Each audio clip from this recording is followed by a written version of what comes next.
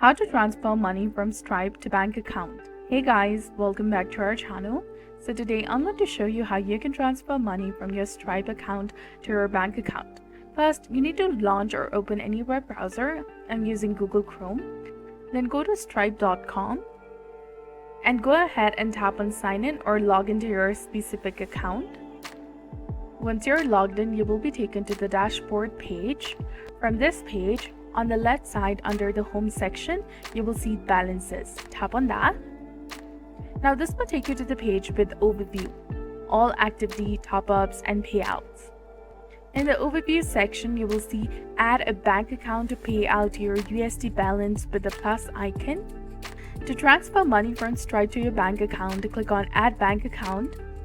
However, because I have not verified my account yet, I need to go ahead, verify my account, and then only I'll be able to add any bank account to my Stripe account.